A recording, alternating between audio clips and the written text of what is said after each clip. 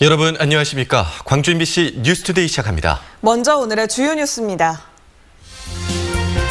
사회적 거리두기가 1단계로 완화됐습니다. 2단계로 격상한 지 50일 만인데 일상을 회복할 수 있게 된 반면 방역수칙 위반에 대한 처벌은 강화됩니다. 백색 침전물이 나온 독감 백신이 광주 전남에서도 회수 조치됩니다. 이 백신을 접종한 시도민이 2,900여 명이지만 다행히 이상 반응을 보이는 접종자는 없습니다. 10대들의 무면허 렌터카 사고가 잇따르는 가운데 사고 책임 때문에 청소년기부터 막대한 부담을 질 수도 있습니다. 광주 전남 소방공무원 절반 이상이 건강에 문제가 있지만 정밀 건강진단 등 후속 조치를 받지 못하고 있는 것으로 나타났습니다. 코로나19 확산세가 진정되면서 광주시와 전라남도 방역당국이 오늘부터 사회적 거리두기를 1단계로 낮추기로 했습니다. 오는 19일부터는 초중 고등학교의 전원 등교도 가능해집니다. 우종훈 기자가 보도합니다. 광주시와 전남도 방역당국이 사회적 거리두기를 1단계로 낮추기로 했습니다. 사회적 거리두기가 1단계로 낮춰진 건 지난 8월 말 이후 50여일 만입니다. 전남에서는 최근 지역 감염 사례가 한 명씩 나오고 있지만 광주에선 지난달 29일 이후 11일째 지역 감염 확진자가 안 나오고 있습니다. 방역수칙 위반 시 벌칙의 실효성을 높여 책임을 확보하는 정밀 생활 방역 체계로 전환합니다.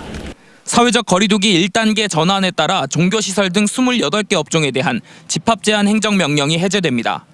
집합 금지 대상이었던 동호회 실내 집단체육 활동도 가능해집니다. 단 유흥주점이나 콜라텍 등 정부가 지정한 고위험 시설 10개 업종에 대해서는 방역수칙을 의무화하는 집합 제한 조치가 유지됩니다.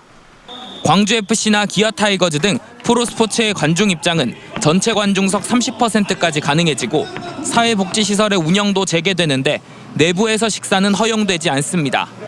오는 19일부터는 초중 고등학교도 전원 등교가 가능해집니다.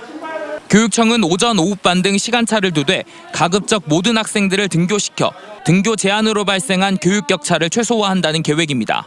교육 공동체의 합의에 따라서 이 3분의 2 등교를 좀 더 신축적이고 탄력적으로 운영할 수 있도록 추석 연휴 이후 우려한 만큼 지역 확산이 없어 1단계로 완화된 사회적 거리두기 단계.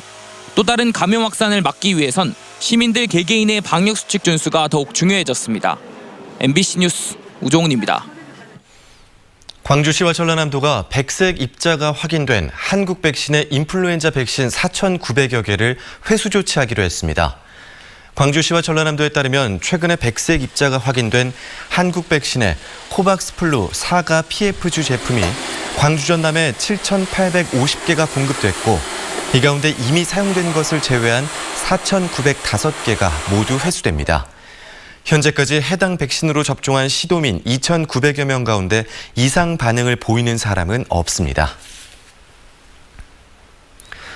광주지방기상청의 지난 5년간 자동 기상 관측 장비 고장 건수가 전국 두 번째이고 또 고치는데도 시간이 많이 걸리는 것으로 나타났습니다. 국회 환경노동위원회 윤준병 의원이 기상청으로부터 받은 국정감사 자료에 따르면 지난 2015년부터 5년 동안 광주지방기상청 자동기상 관측장비 고장 발생 건수는 249건으로 전국 9개 지방기상청 중에 수도권청에 이어 두 번째로 많았습니다.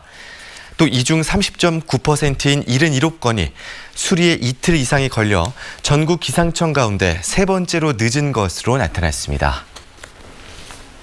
요즘 맑고 쾌청한 날씨가 이어졌었는데요. 오늘 아침은 하늘 표정이 조금 흐립니다. 현재 위성 영상 보시면 구름이 많이 지나고 있는 가운데 내륙을 중심으로는 안개도 짙습니다. 안개는 오전 중에 모두 거치겠고요. 오후 들어서는 하늘도 더 맑게 드러나겠습니다. 한편 오늘 오후부터는 북쪽에서 찬 공기가 남하하면서 날이 쌀쌀해지겠습니다. 아침 기온은 어제와 비슷하게 시작했는데요. 한낮 기온 어제보다 2, 3도가량 낮겠습니다. 내일부터는 아침 기온과 낮 기온 모두 오늘보다 3도가량 더 낮아지겠습니다. 갑자기 쌀쌀해지는 날씨 유념하시고요. 감기 조심하셔야겠습니다. 날씨 정보였습니다. 10대 무면허 렌터카 사고가 끊이질 않으면서 연간 사상자만 150여 명에 달하고 있습니다. 이 같은 사고가 났을 경우 미성년자라도 중고등학생들은 책임에서 벗어날 수 없는데요. 자칫 평생 빚을 갚아야만 할 수도 있습니다. 김한수 기자가 취재했습니다. 10대들의 무면허 렌터카 사고가 끊이질 않고 있습니다. 최근 목포와 화순, 광주 등에선 고교생이 몰던 렌터카가 사고를 내 10여 명의 사상자가 발생했습니다. 지난 2015년부터 5년 동안 전국에서 발생한 청소년 무면허 렌터카 사고는 모두 405건으로 780명이 사망하거나 다쳤습니다. 가장 큰 원인은 렌터카 업체의 허술한 신분 확인과 공유 차량 서비스가 확산되면서 무면허 10대들이 차량을 빌리기 쉬워졌기 때문입니다. 어떻게 주로 한대? 그러니까 쨍 가서 주거나 뭐 해가지고 그걸로 어차피 마스크 쓰면 안 보이죠. 그걸로 해가지고 뚫거나 아니면 가끔씩 가다가 차 처리하는 거예요. 청소년에게 자신의 명의를 일부러 빌려준 성인도 방조죄와 민사 책임을 피할 수 없습니다. 그러나 사고를 낸 청소년에게 닥칠 손해배상 책임은 자칫 인생을 빚더미로 몰아넣을 수 있습니다. 피해자 측이 가해 운전자에게 민사적 책임을 요구할 수 있는 것은 치료비와 위자료, 일실소득 등 크게 3가지. 책임 능력이 없는 12세 미만의 운전자라면 보호자가 모두 책임져야 하지만 책임 능력이 인정되는 중고등학생의 경우는 조금 다릅니다. 고2나 고3이라고 하면 판례에 의할 때 책임 능력이 있다고 인정이 됩니다. 부모가 감독 의무자로서 책임을 다 했는지, 주의 의무를 다 했는지 여부가 쟁점이 될 것입니다. 부모가 보호자로서의 역할을 충분히 했다면 차량을 운전한 청소년이 직접 책임져야 한다는 겁니다. 위자료와 손해비 등 막대한 빚을 소득이 생길 때부터 갚아야 한다는 것인데 이게 끝이 아닙니다. 렌터카 업체도 운전자 측에 차량 피해 보상은 물론 운유 보상비, 즉 업체가 렌터카를 이용해 벌 수 있는 예상 수익 등을 하루 단위로 청구할 수 있습니다. 보험 처리가 차도 26세 미만에 되어 있기 때문에 차차 처리도 안 되니까 이제 그 차는 내가 다시 차량을 구입하고 그쪽에다가 구상권 청구를 해야 됩니다. 운전하고자 하는 단순 욕망으로 시작하는 10대 무면허 운전은 피해자에게는 회복할 수 없는 손해로 가해자인 청소년과 가정에는 감당할 수 없는 고통을 안겨줄 수 있습니다. MBC 뉴스 김한수입니다. 앞으로 상습 음주 운전자들이 면허를 취득할 수 없도록 하는 등 처벌을 강화하는 내용의 법안이 발의됐습니다. 더불어민주당 김혜재 의원이 대표 발의한 도로교통법 개정안에 따르면 음주운전으로 3회 이상 면허가 취소되거나 5회 이상 취소 또는 정지됐을 경우 결격 사유에 포함시켜 영구적으로 면허를 취득할 수 없습니다. 올해 상반기 음주운전 건수는 8,200여 건으로 지난해보다 10% 이상 증가했으며 음주운전 재범률도 50%에 달하는 것으로 조사됐습니다.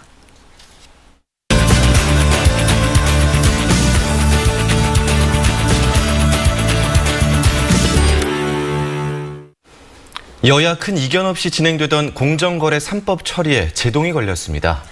경제 3법을 노동관계법 개정과 함께 추진해야 한다는 야당의 주장 때문인데요. 힘겨루기 중인 여야의 속내는 무엇인지 살펴보겠습니다. 네, 정준호 변호사님 안녕하십니까? 안녕하십니까? 네, 안녕하십니까? 야당이 주장하는 이 노동관계법 개정이 어떤 내용인가요? 예, 사실 구체적인 내용은 아직 확정된 것이 없습니다. 실제로 여당 측에서는 이러한 야당의 태도를 비판을 하면서 내용도 확정하지 않고 노동법 개정부터 이야기 꺼내는 게 노동계에 대한 얕잡아 보기다라고 비판을 하고 있습니다. 그 내용을 좀 추론해 볼 수 있는 몇 가지가 있는데요. 김종인 대표가 이 이야기를 꺼내면서 다보스 포럼에서 진행되는 국가 경쟁력 연구 보고서를 인용을 했는데 3가지를 인용을 했습니다. 해고, 그리고 노사협력, 임금 결정 이 3가지 부분에서 우리나라 국가 경쟁력이 떨어진다라고 했는데 결국 노조의 단체 교섭권을 염두에 두고 내놓은 발언인 것 같습니다. 네, 경제 3법과 관련해서는 여야 간에 이견이 별로 없었고 협의를 하는 과정이었는데 이렇게 갑자기 노동법 이야기를 꺼낸 이유가 뭐라고 보십니까? 예, 사실 김종인 대표가 경제 3법에 대해서 찬성론을 아예 천명을 해버렸고 실제로 이낙연 대표와의 이제 밀월 관계가 있었기 때문에 좀 통과가 예상이 됐었는데요. 지금 현재 상황은 주호영 대표 이런 얘기가 나오면서 좀 문제가 되는 것 같습니다. 2가지인 것 같은데요. 내부 반발 무마. 그리고 정부와 노동계 갈등 유발 2가지인 것 같습니다. 양양자 최고위원도 이렇게 이제 얘기를 했었는데 사실 이 김종인 대표의 이 찬성론에 대해서 내부 반발이 심했습니다. 서울시장 후보로까지 이제 소개가 되던 윤희석 의원도 좀 비판적이었는데요. 김종인 대표가 현재 3법은 박근혜 공약보다도 못한 수준이기 때문에 통과가 되어야 된다라고 얘기를 했습니다. 개인적으로는 표 계산이 좀 깔려 있는 내용인 것 같습니다. 경제 3법을 통과를 시키면서 중도층 표심을 확보를 하고 그리고 노동계와 정부 간의 이제 갈등을 좀 유발을 하면서 좀 혼란상을 야기하는 거 아닌가 하는 생각이 듭니다. 네, 이 국민의힘 김종인 비대위원장은 노동법과 경제 3법을 연계해서 추진하지 않겠다라고 입장을 밝혔는데 이 주호영 원내대표는 이 둘을 같이 묶어서 처리를 해야 된다라고 이야기를 했거든요. 야당 내에서도 엇박이 나오는 것 같은데 이 부분 어떻게 보셨습니까? 네, 엇박자라고 말씀을 하시는데 사실 그동안 주호영 원내대표가 김종인 대표의 말씀을 잘 들었습니다. 그런데 이제 그 원내 입법 처리는 원내대표의 고유 권한이기 때문에 지금 상황은 주호영 원내대표가 김종인 대표에게 이 입법 처리와 관련해서 확실한 협상권을 본인에게 이제 보장해 달라라고 요구하는 상황이라고 이제 보시면 될 것 같은데요. 그 이낙연 대표와 김종인 대표의 미러 관계가 아마 이번 쟁점으로 끝날 가능성이 좀 있어 보입니다. 야당 입장에서 이제 전략적인 판단이 좀 있는 것 같습니다. 경제 3법 처리 자체는 좀 강행 처리가 했을 때는 이제 막기가 어려운데요. 현재 국제노동기구 이제 협식임의 이제 협약 비준이 예정이 돼 있는데 노동법과 관련된 추가적인 개정 이슈에서 협상 동력을 확보하기 위한 방안일 수도 있습니다. 네, 지금 상황을 보면 야당뿐만 아니라 재계 반발도 있는 상황으로 보이는데요. 여당의 말처럼 이번 회기 내에 공정경제 3법 국회를 통과할 수 있을까요? 네, 얼마 전 김태년 원내대표도 강한 의지를 이제 천명을 했었는데 강행 처리의 방식으로라도 통과가 될 것 같습니다. 그 이후에는 이제 그 김종인 대표가 찬성론을 했다는 부분이 좀 크게 작용을 하는데요. 실제로 내년 봄에 서울시장 보궐선거가 예정이 돼 있는데 승리를 장담하지 못하는 상황에서 내년까지 연기를 해버렸을 때는 내년 통과가 좀 불투명한 상황입니다. 그래서 지난 6일 경총으로부터 이낙연 대표가 그 연기 처리를 요청을 받았는데 분명한 거절 의사를 이제 밝혔습니다.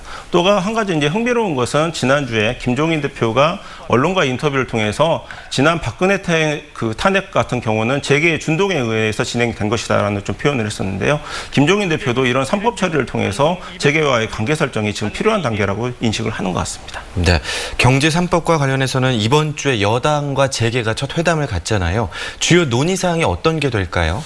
14일에 이제 민주당 정책위 산하의 TF하고 간담회가 있고 15일에 이제 민주연구원과 이제 경제단체가 이제 간담회가 있는데요.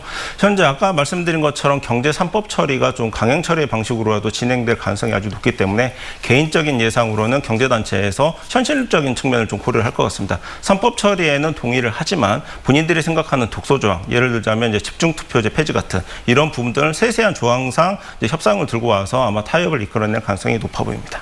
네, 말씀 잘 들었습니다. 지금까지 정준호 변호사와 이야기 나눠봤습니다. 고맙습니다. 고맙습니다.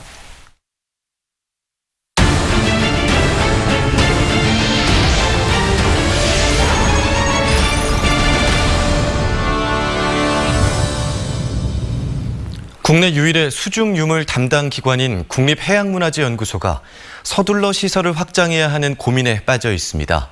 이 늘어난 수중 유물들을 보존하고 또 전시할 공간이 턱없이 부족하기 때문입니다. 박영훈 기자가 취재했습니다. 지난 1975년 섬 어부가 그물에 걸린 도자기를 신고하면서 이듬해부터 시작된 발굴. 9년간 11차례 걸친 발굴 작업은 놀라움의 연속이었습니다.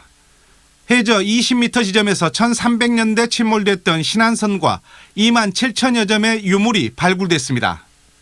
한국수중고고학의 신호탄을 쌓아 올렸고 1994년 국립해양유물전시관이 목포에 문을 열었습니다. 신안선 이후 지금까지 발굴된 고대 선박은 16척으로 늘었고 유물 5만 4천여 점에 2개 과에서 5개 과로 커지면서 연구소로 승격됐습니다. 문제는 2만 6천여 제곱미터인 연구소의 공간 부족. 부속시설인 충남 태안전시관과 보존센터의 4분의 1 수준 면적에 불과해 발굴된 수중 유물의 보존 처리와 연구, 전시 등을 제대로 할 수 없을 만큼 비좁습니다. 전시라는 건 당연히 공간이 필요한 것이기 때문에 전시는 물론이고 그리고 그 부분에 대한 보존 처리, 연구 이런 것들이 다 이제 그런 제약이 있죠. 연구소의 중요성과 상징성을 잘 알고 있는 목포시는 국유지와 맞바꾸는 조건으로 문화예술회관 주차장 부지 등 시유지 4만 제곱미터를 제공하겠다며 나선 상태입니다. 국립해양문화연구소가 세계적인 어떤 그런 유물을 조사하는 또 연구하는 또 관광객 유치하는 그런 상징적인 기능이 있는 그런 기관이고 하기 때문에 저희 시에서는 부지 부분에 대해서 연구소 문화재청과 충분하게 원만히 협의하도록 하겠습니다. 국립해양문화재연구소가 계획 중인 확장 시점은 오는 2026년 이전. 큰 틀에서 공감대는 형성돼 있지만 시설 건립 면적 제한이 많은 공원 부지가 포함되어 있는 등 과제가 적지 않아 연구소의 빠른 확장을 위해서는 양측의 구체적인 협의와 결정이 시급합니다. MBC 뉴스 박영훈입니다. 광주 전남 소방공무원의 절반 이상이 건강에 문제가 있지만 정밀 건강 진단 등 후속 조치를 받지 못하고 있는 것으로 나타났습니다. 국회 행정안전위원회 이은주 의원이 소방청으로부터 받은 국정감사 자료에 따르면 지난해 특수건강 진단을 받은 광주의 소방공무원 1,250명 가운데 55.6%인 695명에게서 건강 이상이 확인됐지만 이후 정밀 진단을 받은 사람은 10.2%인 71명에 불과했습니다. 전라남도도 검진을 받은 2,900명 중 54.6%가 건강 이상 증세를 보였지만 이 중 5.7%인 92명만 정밀 진단을 받았습니다. 한국수력원자력이 한빛 3, 4호기 결함 발생과 관련해 시공사에 사과를 요구했지만 현대건설은 유보적인 입장인 것으로 나타났습니다. 국회 과학기술정보방송통신위원회 이용빈 의원이 한수원으로부터 받은 국정감사 자료에 따르면 지난달 한수원이 한빛 3, 4호기 공극 발생 등 결함과 관련해 시공사에 공동 대국민 사과 등을 제안했지만 현대건설은 시간을 더 달라며 행동에 나서지 않고 있는 것으로 드러났습니다. 국내에서 원전 11기를 시공한 현대건설은 한빛 3, 4호기 공극 등 원인 조사 과정에서도 시공 품질 보증 기한이 지났다며 정보를 제공하지 않은 것으로 알려졌습니다. 순천만 국가정원이 가을색으로 물들어가고 있습니다.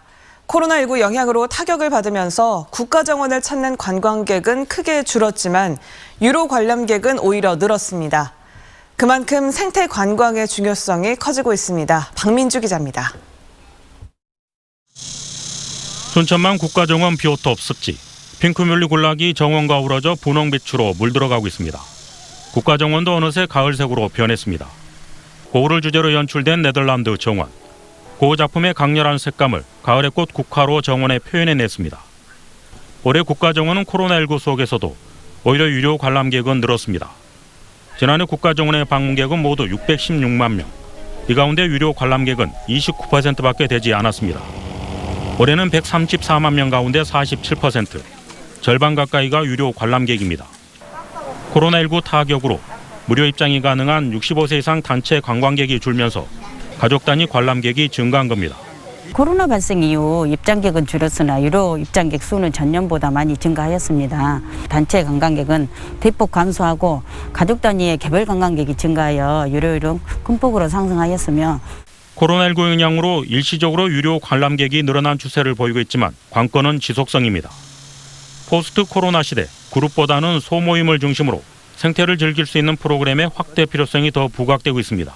순천만 국가정원의 정원다움과 생태성을 향상하는 게 필요하고 이를 바탕으로 정원 문화를 체험할 수 있는 상설 체험 프로그램 공간 마련이 더 적극적으로 필요하다고 생각합니다. 코로나19의 장기화에 따라서 관광 패러다임도 변화기를 맞고 있습니다. 코로나가 일상이 되면서 생태와 힐링의 국가정원이 다시 주목을 받고 있습니다. MBC 뉴스 박민주입니다.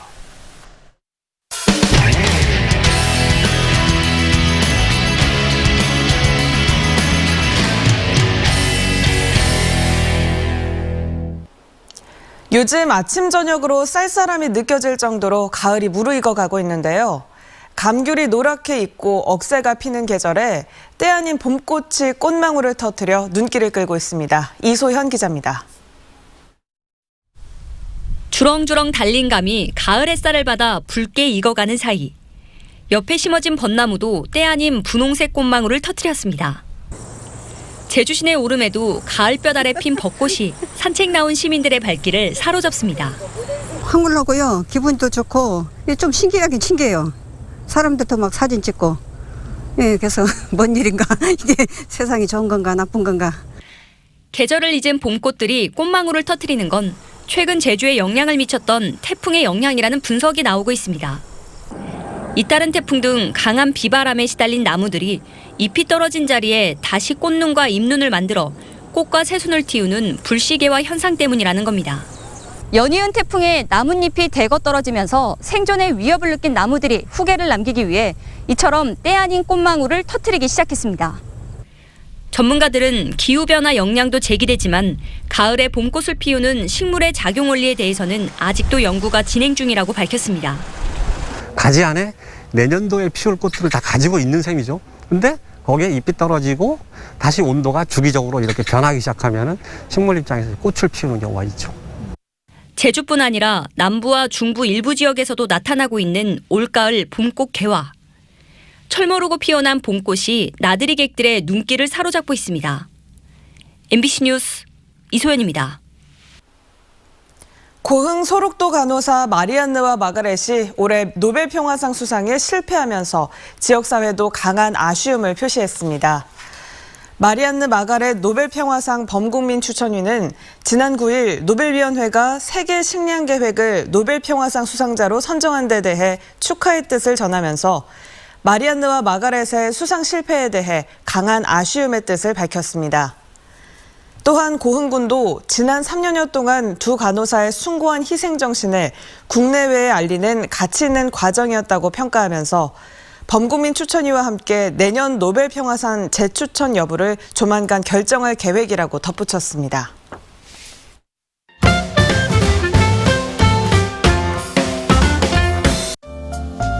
오늘부터 30일까지 광견병 예방 접종을 시중 가격의 4분의 1로 할 수 있게 됩니다. 광주시는 생후 3개월 이상 된 동물 등록제 반려견을 대상으로 광견병 예방 접종 할인 혜택을 제공하는데요. 지정 동물병원 94곳을 이용하면 2만 원가량의 접종 비용을 5천 원으로 줄일 수 있습니다.